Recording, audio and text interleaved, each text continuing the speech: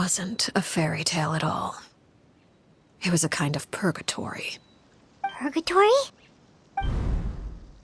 Exactly. The House of the Hearth takes in war orphans from all over Tevat. But as for how to raise them, that depends entirely on the person in charge. Crucibina came up with a novel idea. She would teach the children to fight, force them to duel each other, and then crown as the king of the house the child who proved themselves most worthy of inheriting her title. It's difficult to estimate the number of children who died or were maimed in the process. There's little I can say about the ones who died. The ones that emerged with permanent injuries, on the other hand, well, they still served a purpose. They would be handed over to the doctor to be experimented on, or sent away on dangerous missions. Nothing more than tools to be used and then discarded. So those were the experiments Clairvy was talking about. But what actually happened to her? You said that Clairvy was Crucibina's daughter, so if Clairvy tried to convince her to stop what she was doing, Crucibina probably would have listened, right? Despite being Clairvy's mother, Crucibina cared little for her daughter. She forced Clairvy to join the House of the Hearth only as a means to demonstrate her own impartiality as a mother, to prove that she treated all her children equally. Clairvy did try to convince her mother to change her ways, but it was to no avail. After her efforts failed, the only other option was to rise up and try to fight back. Unfortunately, the other children had already been thoroughly indoctrinated into the illusion of happiness Crucibina had created. Of course, there was one exception. Someone Clairvy's age who knew the truth about the House of the Hearth. Her name was Peruere. Wait, the friend that Clairvy mentioned? Friend, huh? I suppose we can call her that for now. Clairvy was a cheerful and passionate person with a tenacious spirit. Peruere, on the other hand, was rather cold-blooded. Her cold-blooded nature allowed her to see through Crucibina's facade. Yet, it was also this cold-bloodedness that prevented her from acting against it. At least at first. While Clairvy longed for freedom, Peruere was convinced that, amid all the fighting and violence, she would make it until the end. Despite their differences, the two became fast friends, united by their knowledge of the truth. Clairvy told Peruere that she hoped to create a real family, where no one would be killed or sacrificed. There may have been a certain naivete to her ideas, but Clairvy proved her determination many times over. She tried countless times to run away, ask for help, or expose the truth. But her efforts only earned her beating after beating. The only thing that kept her going was her strength of will. Even with her body racked with pain, she would still stand on her tiptoes and open the window at night. She and Peruere would look out at the moon together, a fierce longing for freedom shining in her eyes. But one day that light simply vanished. Oh no. What happened? Her hopelessness resulted from a culmination of things. 10 years had passed. 10 years worth of failure after failure.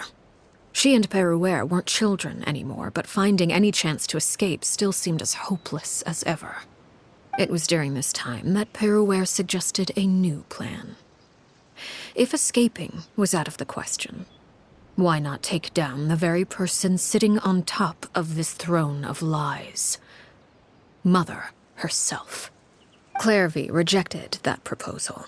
She claimed that, as a famous harbinger, Crucibina possessed an unimaginable amount of power. Trying to kill her would have an incredibly low chance of success.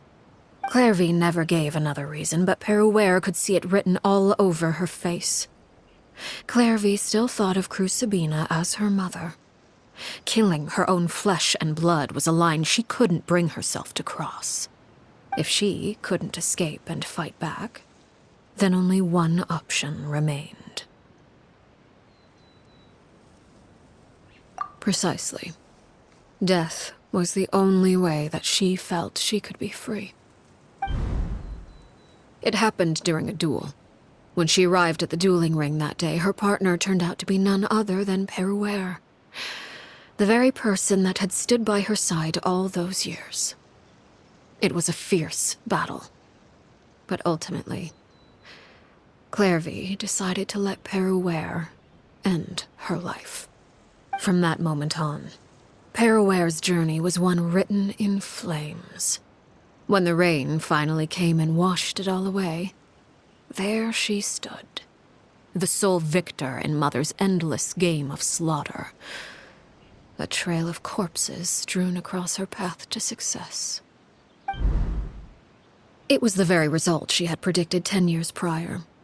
Even then, she believed she would make it until the end. She wasn't surprised by the fact that she emerged as Mother's undisputed heir. Rather, her success left her with an inexplicable sense of restlessness. She was unsettled, and there was only one thing that could quell that sensation. Perhaps you two would like to take a guess as to what it was? Crucibina, you mean? But... Correct. This is the place where Peruere killed her best friend. A mere year later, this is also the place where she fought tooth and nail to kill the mother they shared. The moment she acted, any conception of what was right or wrong ceased to matter. It's one of the principles of the house. Only those who survive get to write the rules. Peruere won the battle, and became a harbinger herself. After which Her Majesty, the Tsaritsa, bestowed upon her a new name. Arlecchino. So the Perry Clairvy was talking about... It was you all along. You're Peruere. Arlecchino is just a name you got later.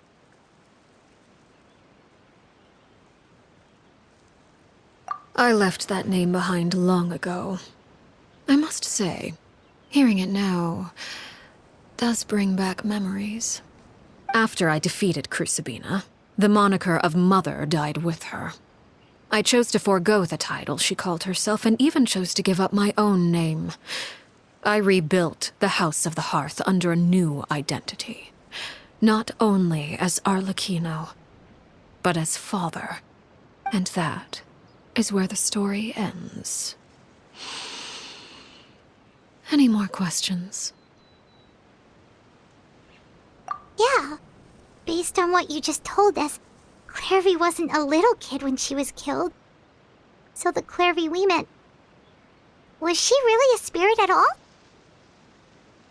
I suppose you could call her an illusion born of flame. Her existence is like ashes to a fire. Something left over in the wake of blaze and ruin. You see, a certain power runs through my veins. It's not unlike a curse. My flames leave behind shadows of anything they consume. Of course, the chances of those shadows morphing into a sentient entity are exceedingly slim.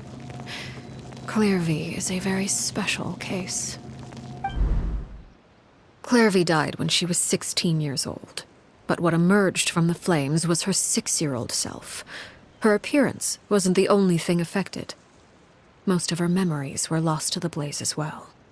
Memory is a mysterious thing indeed. Losing a portion of your memories will alter your sense of self. Lose 10 years' worth, however, and it would be like living in the past. Like returning to a version of yourself that never grew up. No wonder Paimon got such a weird feeling when we were talking to her. Perhaps I should put it this way. Clairvy is someone trapped in time. It may seem like she exists with us in the present, but she truly lives in the confines of her own past. So if all of that is true, then you must have known about Clairvy for a long time. Indeed. She's a rather volatile and unstable entity. Sometimes she would look after the children, She's even saved some of their lives. But other times, she would hide from me and become obsessed with revealing the truth about the house to anyone who will listen. Shadows don't have the capacity to learn or grow. Any new information they encounter is quickly forgotten over time. Your attempts to expose Clairvy to sunlight, they failed, yes? The reason is actually quite simple. In Clairvy's mind, the house is impossible to escape, and it is this very perception that traps her there. But no matter. All I have to do is kill her again, and all will be resolved.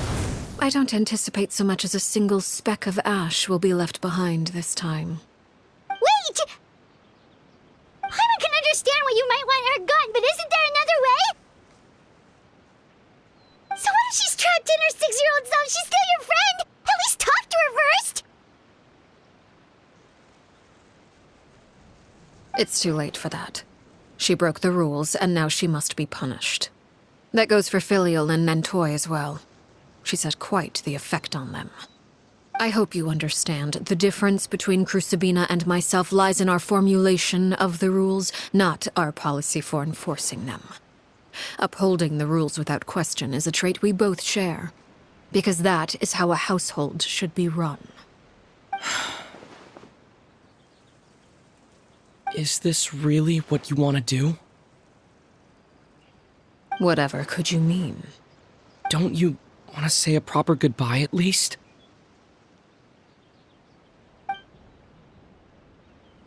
Whether as a killer or as a father, there are two things that must be avoided at all costs: anger and sorrow.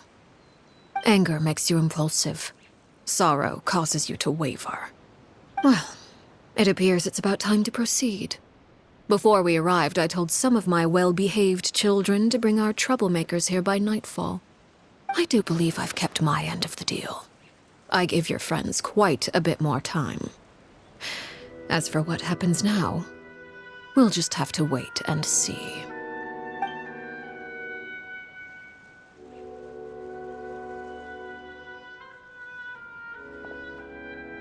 Here they are, Father.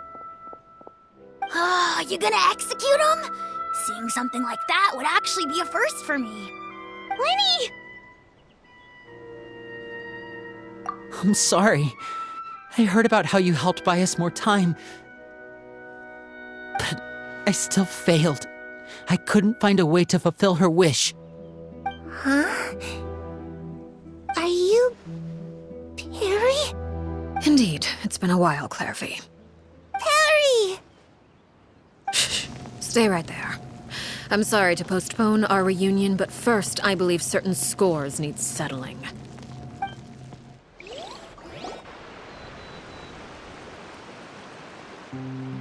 Father, let me explain. Out of my way. Father! You chose to conceal a threat to the house, and for that, you must be punished.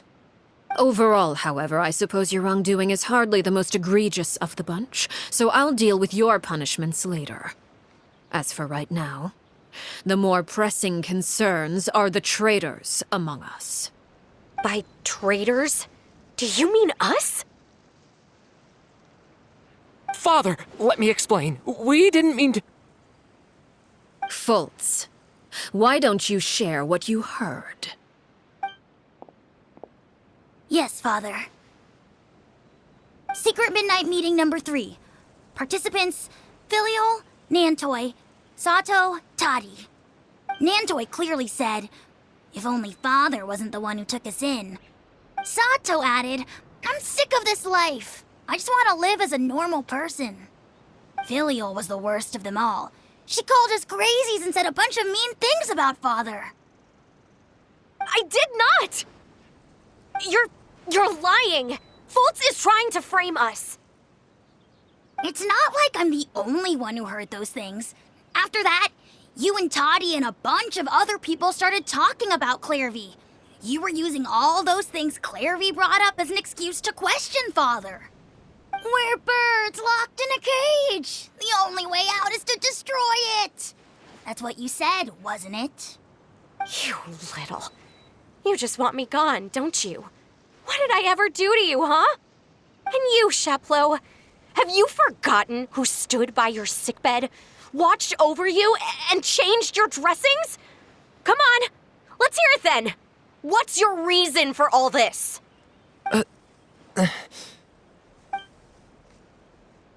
You're wrong, Filial. We don't want you to die. You're our family. Liar. You wouldn't be doing this if that were the case. So why? Why have you backed us into a corner? We all live in the House of the Hearth. You know the type of work we do, Filial. A single betrayal can cost dozens of us our lives. It's not like it's never happened before. That kind of thing is hard to forget. That's why the House of the Hearth cannot tolerate any form of betrayal. Ever since we came to Poisson, you've had 7 secret meetings. A lot of the things you talked about really crossed the line. You've been spying on us for half a month? Wait a second. Now that I think about it, the move to Poisson was just a way to make it easier to spy on us, wasn't it? Because we were all in one place. You've had this planned all along. Filial, Nantoy, I'm sorry. I owe you both my life. I owe Clairvy too. If it weren't for all your help after I got poisoned, I wouldn't be standing here today. If this were any other situation, I would do anything to repay that kindness, even if it cost me my life. But rules are rules. I'm sorry. My hands are tied. Why? Why? That's enough, Filial. We made a mistake, and we should own up to it. We broke the rules, plain and simple. And now we have to face the consequences. I'm sorry, Sheplo. Fultz. I'm sorry, Father. We accept our punishment. Chapleau, according to the rules of the House of the Hearth, how should these traitors be punished? All those who betray the house pay with their lives. And so it shall be.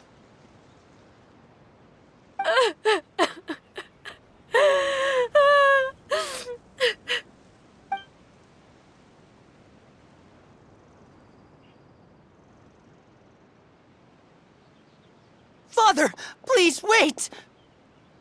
Something you want to say, Linny? Please reconsider, Father. What Filial and the others did, does it really count as betrayal? We all come from broken families. From the very first day we joined the House of the Hearth, we wanted nothing more than to make it a real home. But the truth is, none of us know what a real home should look like. I'm not saying I have all the answers. All I know is this. Killing Filial and the others may uphold the rules, but doing so will only bring us further away from being a real family than we've ever been. So please, Father, please reconsider. I agree with Linny. Father, please. Linny, you...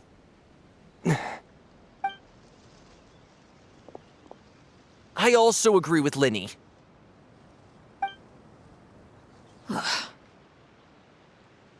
An order once given cannot be rescinded. However, given the extent of your determination, I suppose we shall have to go about this a different way. Draw your weapons and face me. Our weapons? Father, are you referring to a duel? Precisely. The rules of the house will not be altered. Traitors must be punished. However, resolving disputes with a duel is also one of our rules, one that also applies to me. Demonstrate a sufficient showing of strength, and I shall offer a concession. Wait. Beat Father in a duel? Impossible. Father is way too strong, even for Lenny.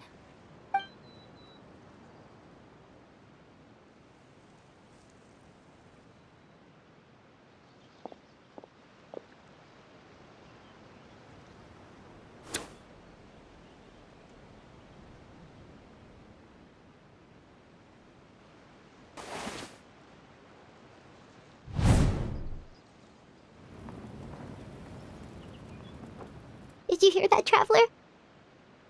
Lenny and the others have to duel the Knave. What should we do? Can they really win something like that?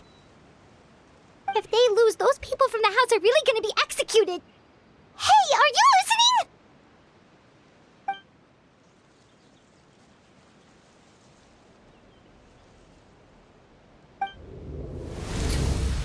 Don't you want to say a proper goodbye at least? Anger makes you impulsive. Sorrow causes you to waver.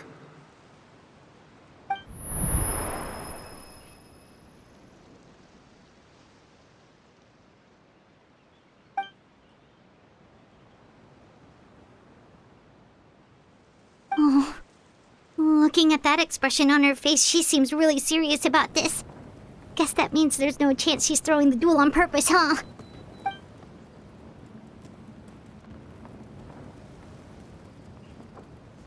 When guests are around, families are often on their best behavior. And any disputes are less likely to escalate. When the time comes, make the choice that you deem most appropriate in the situation, and lend your help to the House of the Hearth. What's wrong, Traveler? Hey, where are you going? Traveler? You're asking to join the duel against the Knave? I'll allow it.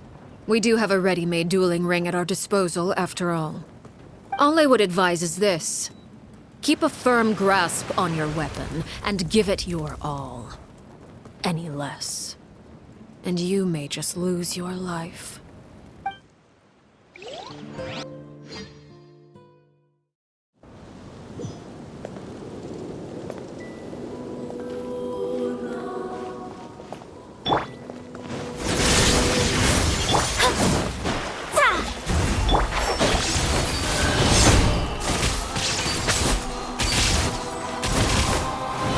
I'll uproot you! Watch out for Father's movements! Fallen leaves, adorn my... Is it my turn now? With these rising flames! Hang in there! Closer now! It's upon you! Can't see?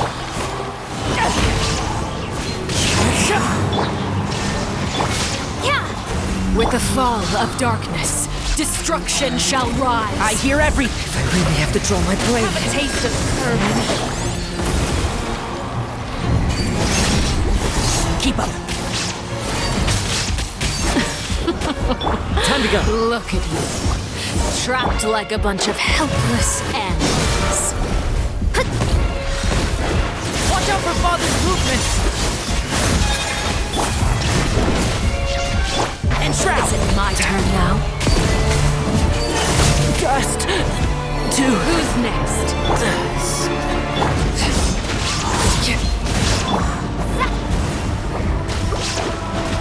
Are you alright? My turn.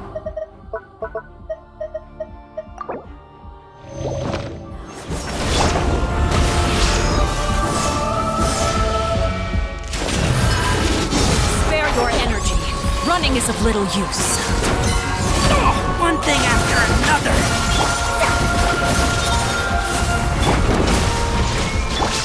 Is it my turn? Check out!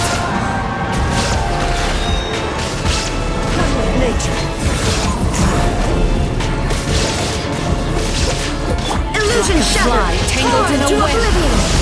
Not bad. You've proven to be a worthy opponent. Who's next? Watch out for Father's movements! Not bad. You've proven to be a worthy opponent after all. Look at you.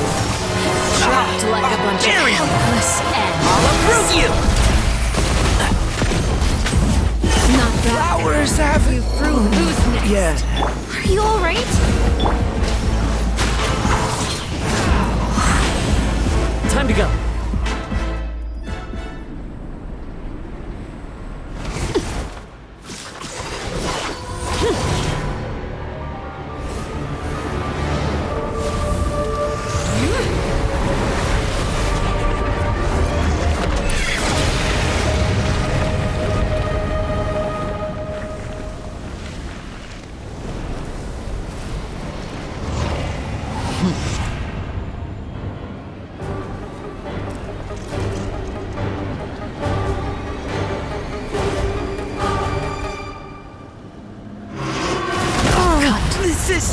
Who's next?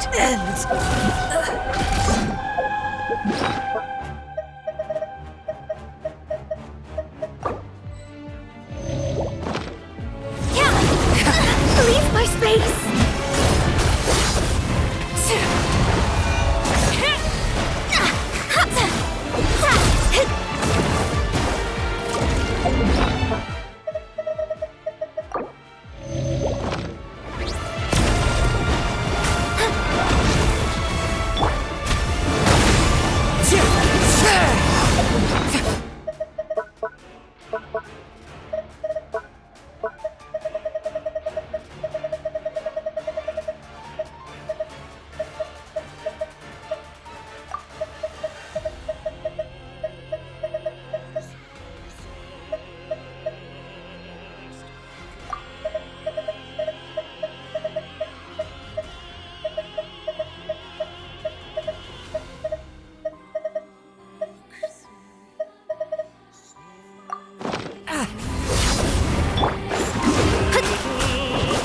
Now's our chance!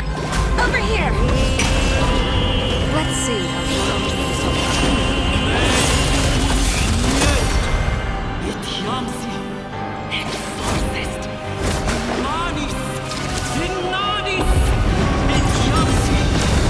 The sun and moon have set. Watch out for Father's movements! Look out! Struggle failed.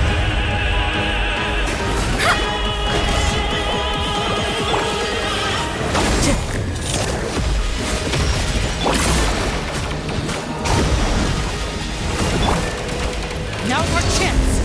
Over here!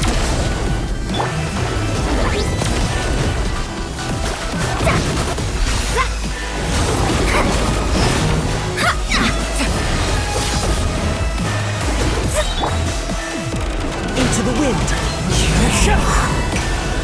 Watch out for Father's movements! Look out! Your punishment made manifest. The stars! Who's next?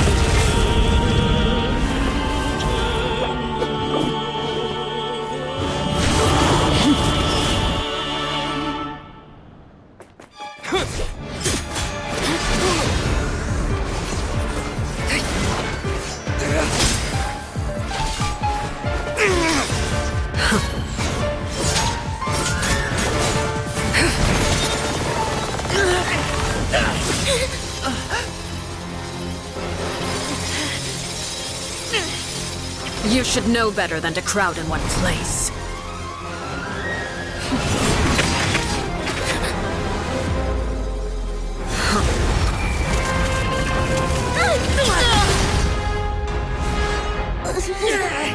Oh, I know. No! I'm sorry, Father!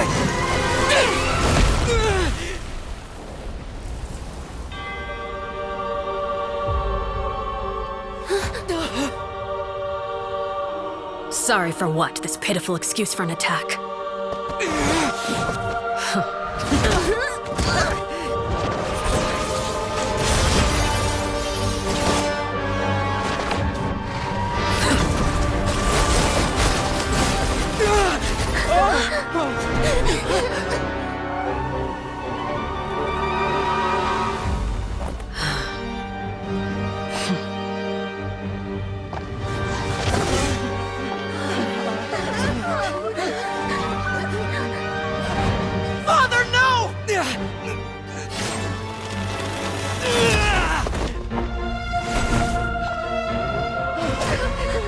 Made it out, did you? You're stronger than I expected.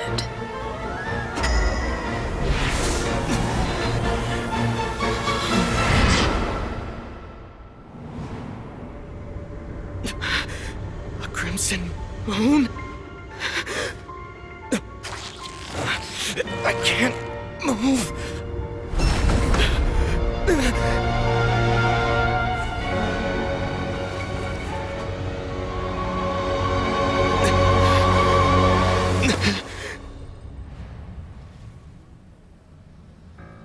Still, not strong enough to beat me.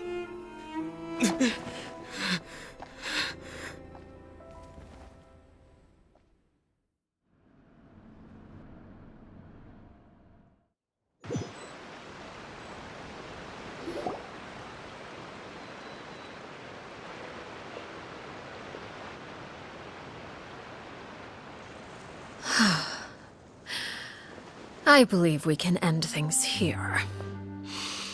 It's not often that we get to enjoy the company of guests, after all. We wouldn't want things to get too out of hand.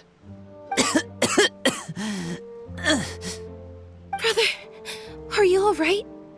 Linny. Given that I am the victor of this duel, as agreed, the punishment stands. No! I never thought things would end like this. However, everyone involved in the duel demonstrated a remarkable level of strength and determination. In light of this, I'm prepared to change the method of execution. Elwar, the bottled flames I gave you for safekeeping. Do you still have them? Yes? I wasn't sure what they were for, but I've kept them super safe. I didn't lose a single one. Wonderful. Then, in just a moment, I'll have you administer them. Bottled flames? Indeed. They're the product of a secret experiment. Under certain special circumstances, flames can be extracted from my person and preserved. Once ingested, searing pain will spread across every inch of your body. No harm will come to you physically, but your memories will be burned away. If you can withstand the pain. When you awake, you'll have forgotten everything you know about the House of the Hearth, and will be expelled from the organization. In other words, administering this concoction will kill the version of you that grew up in the house, and give you a new identity.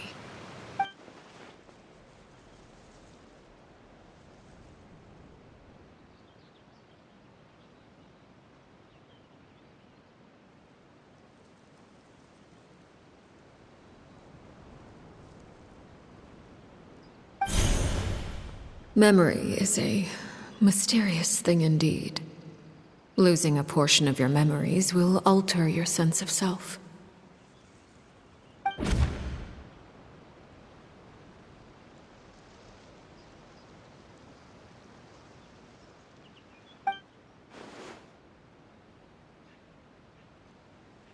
So, you're just letting us go, Father? You misunderstand. Memories are extremely important. Once consumed by flame, the version of you standing before me will die, and our secrets will die with you. So no, I don't intend to just let you go, because the person who survives will be nothing but a stranger. Even so, I won't have to live in fear anymore. I'm sorry, Father.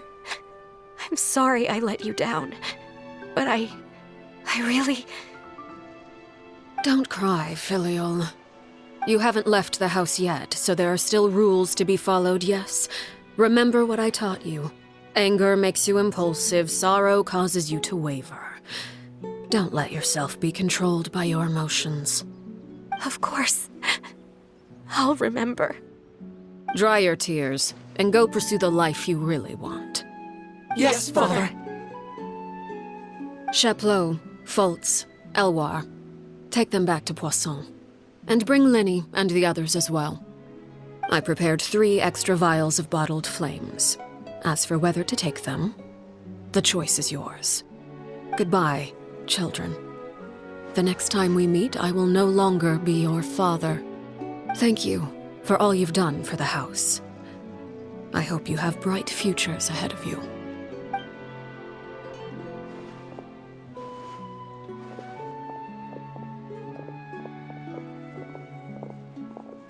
Father.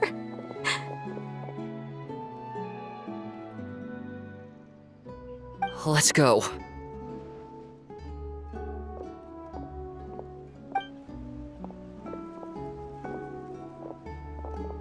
Here, grab my arm, Linny. I'll help you walk back. Thank you.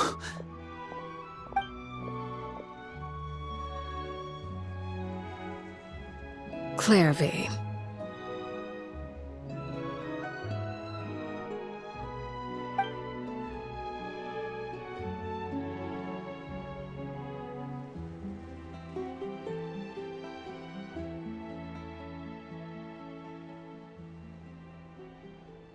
Can we talk now? I've been waiting for a super long time. You really are Perry, aren't you? I haven't seen you in so long. How come you're all grown up? Wait, did I somehow travel to the future on accident? Or am I dreaming? What a long dream. Neither. You died, Clairvy. That's what happened. You could have at least sugarcoated it a little. Look, she's so speechless.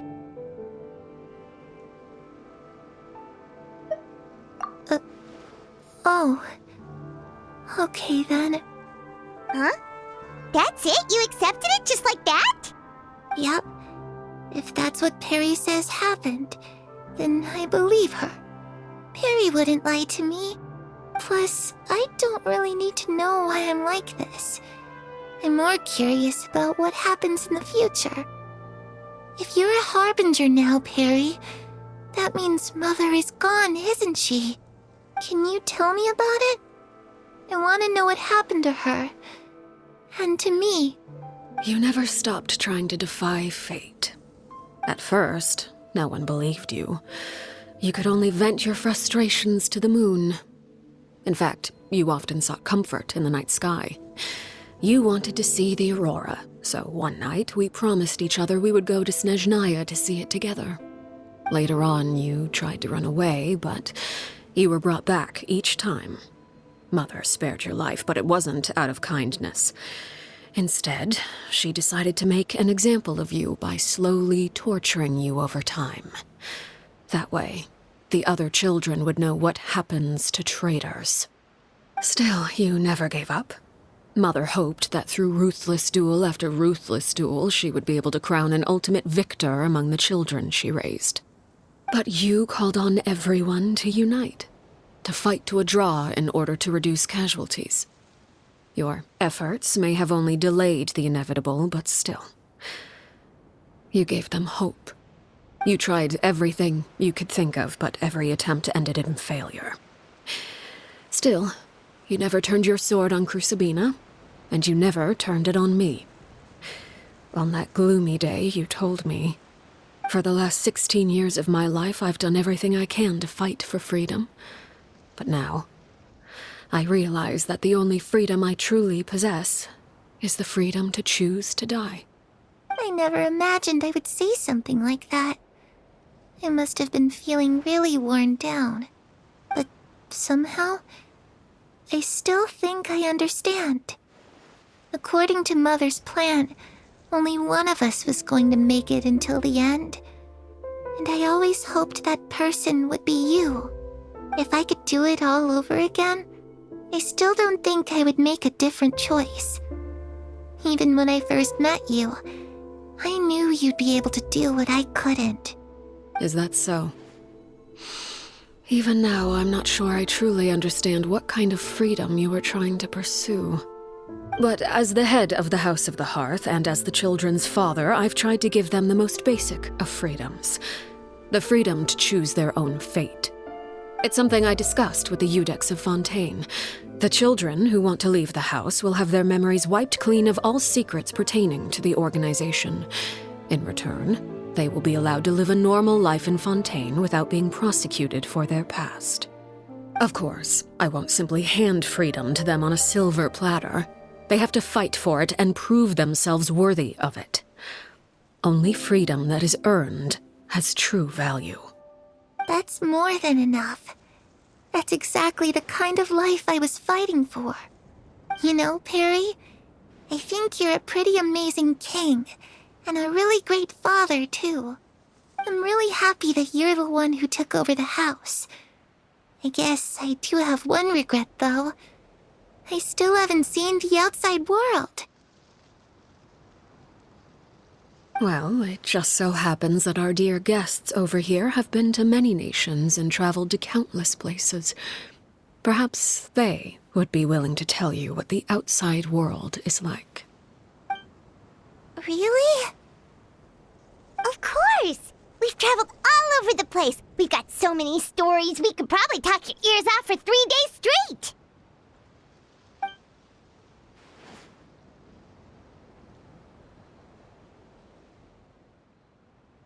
You know, I used to dream of being a bard. Playing the lute while singing into the winds of freedom. Even if there was no one there to listen, I would have continued to sing no matter what.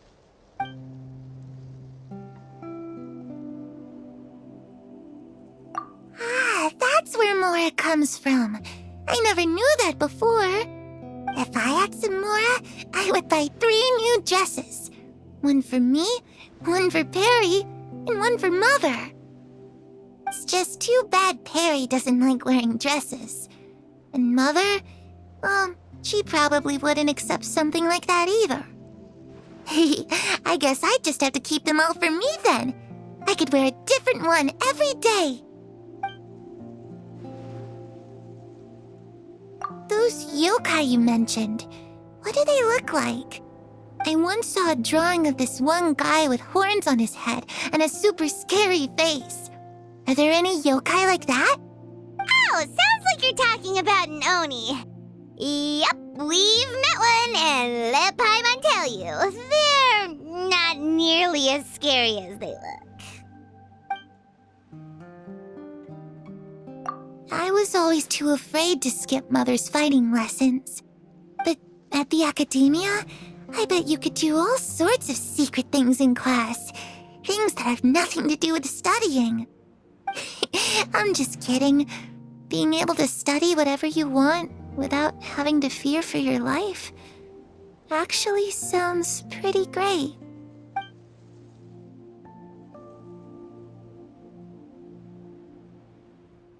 The situation was super dangerous. Lenny and Lynette were accused of committing a crime, and they were going to have to stand trial at the Opera Epicles.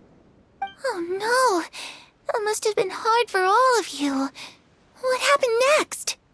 Don't worry, we were able to turn the situation around super quickly, all thanks to Detective Paimon, of course. How'd you do that? Come on, tell me. Okay, so it was like this. After the failed magic show, we rushed to the scene and...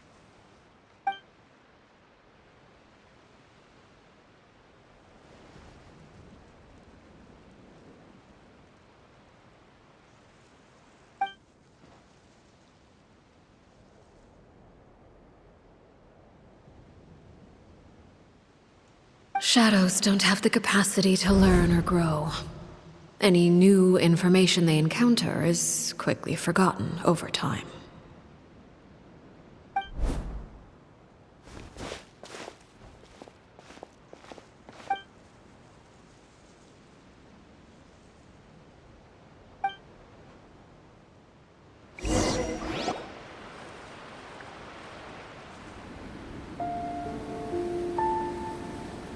Clairvy, you've worked tirelessly from the shadows to overthrow the House of the Hearth. Now, by my authority as the Knave, I shall announce how this matter ends. You are hereby expelled from the House of the Hearth. You are no longer tied to this place, nor are you bound by its rules. You're saying that I can finally leave? I get to experience the outside world as well? Oh, I almost forgot. There's no getting older for me. Still, seeing who you grew up to be makes me really happy, Paraware. Take care of yourself. Goodbye. May we meet again someday.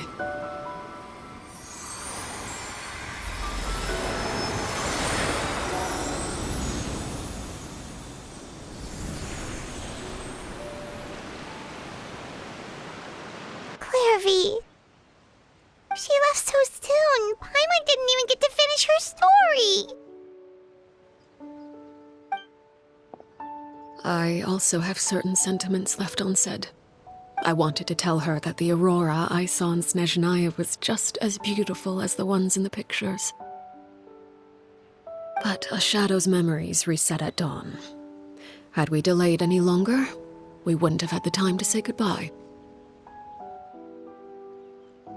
Whatever regrets may linger, let them be lost to the coming of a new day. Father? It's Linny! Hey, Linny!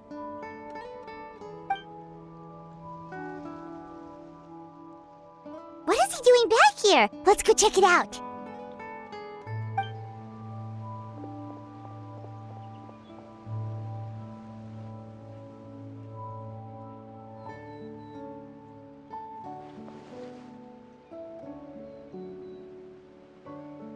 Father, the bottled flames have been administered. Filial and the others have left the house. And you? What have you decided? Thank you for giving us that choice, Father. But we never wanted to leave the house.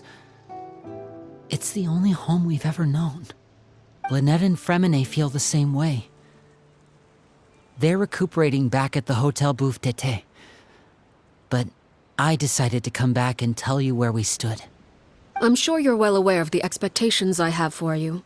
I want you to follow in my footsteps and become the next king of the house. Yet you seem to have different ideas.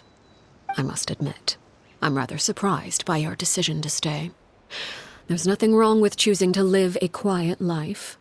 Leading this organization is a heavy responsibility, one not so easily carried by someone forced onto the throne. I just never understood what you saw in me. What made you believe I was deserving of that throne? You're brave, talented, and, most importantly, you cherish your family. You would do anything to protect them, even if it costs you your life.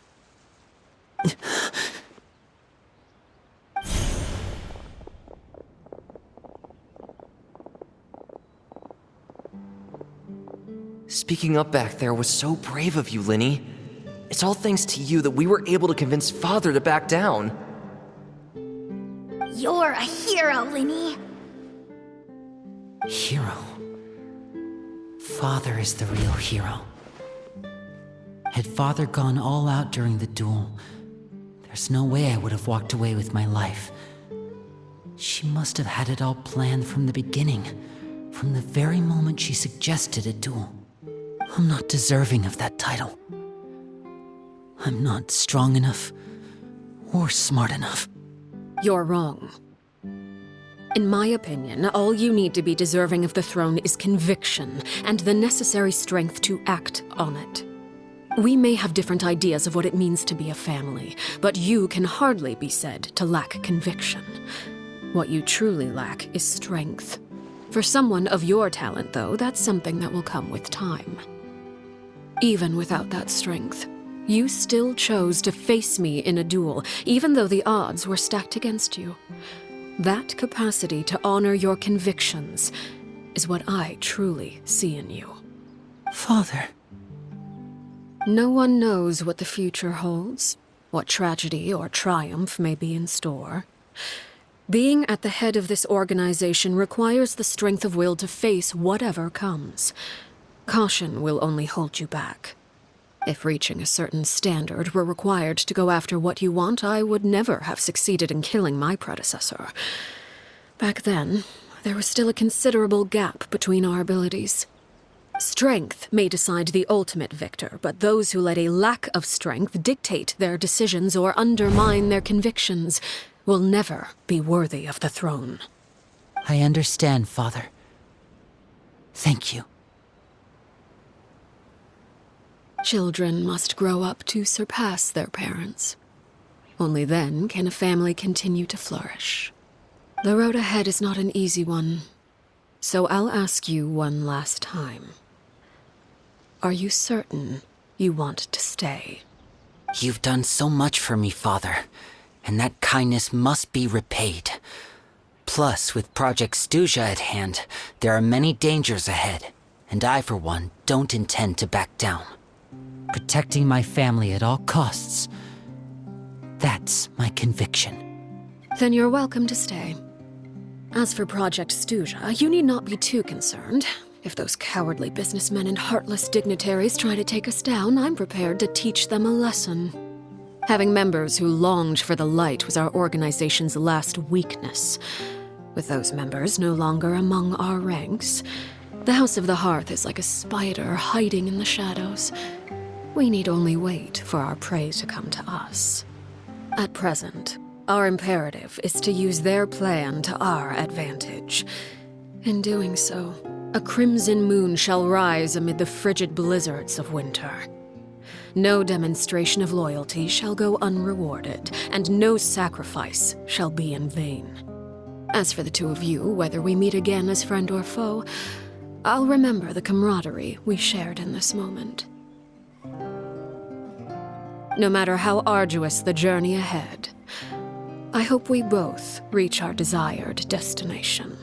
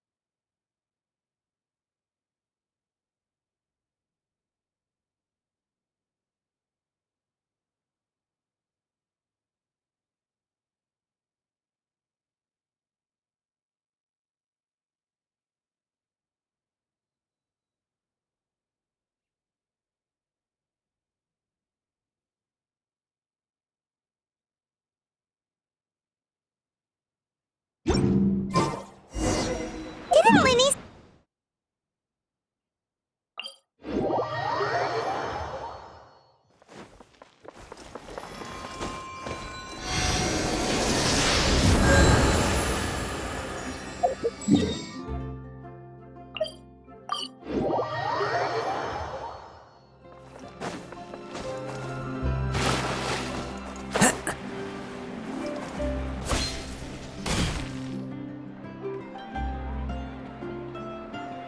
Lynette? Fremine? How are you feeling? Much better. Whew, what a relief! What about you? Are you feeling alright?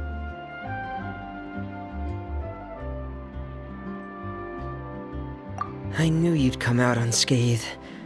Us, on the other hand, well, we've been bedridden for 2 days. I couldn't even turn over. Oh, and I wanted to ask, Is Clairvy gone? Linny and the other members have left Poisson and returned to the House of the Hearth. According to him, there haven't been any more sightings of a spirit roaming the house.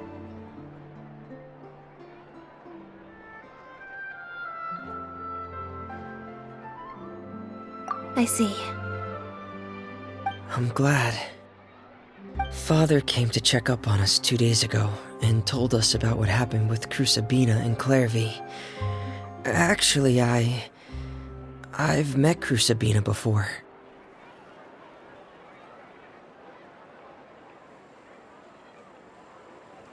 Wait, what?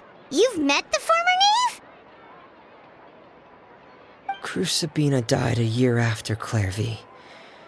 It was during the year between their deaths that I joined the House of the Hearth. Crusabina had an extremely cruel and radical way of doing things. While she was alive, the atmosphere in the house was suffocating. When I joined, though, the experiment she valued so much had already come to an end, and all the people involved, dead and injured alike, were gone. Crusabina never talked about the past with us newcomers. A couple of months after I joined, Father killed Crusabina and burned all her files. With that, the names of all the people subjected to her experiments, Clairvy included, were lost to the flames, along with the painful memories they represented. Father took in Lenny and me a couple months after that, but she never mentioned anything about Crusabina or Clairvy. It really seems like something she was planning to keep to herself. The last time you talked to her, did she mention why she kept it a secret for so long? She said she didn't want us to be affected by the darkness of the past. She was worried we'd develop a false sense of gratitude towards her if we knew about it. The foundation of a family should be free of any corrupting influence. Whatever happened in the past, it has nothing to do with who we are now. And that's what Father told us in the end. But I still thanked her for everything. It was only after hearing about what Crusabina did that I finally realized how insignificant our lives could have been. The members of the house meant nothing to her. To say that she valued them in any way, even just as a tool, would probably be giving her too much credit. If Father hadn't taken over the House of the Hearth, I probably would have already...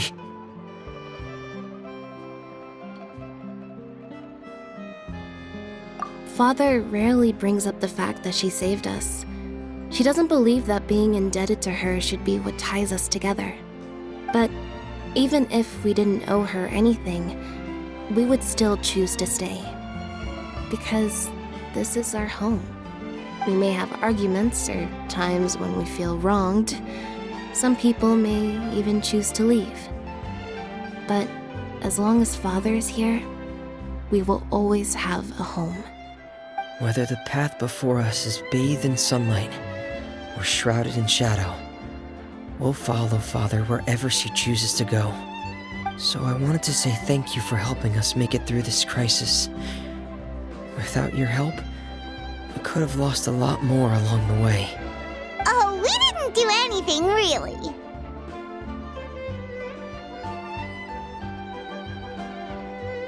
Of course, you're welcome anytime. Are Filial and Nantoy okay? I actually saw them at a cafe this morning. They didn't recognize me. From what I could tell, they were drinking coffee and talking about one of the operas that started running recently. They seemed happy. If I had to take a guess, I would say they finally found the kind of life they always wished for.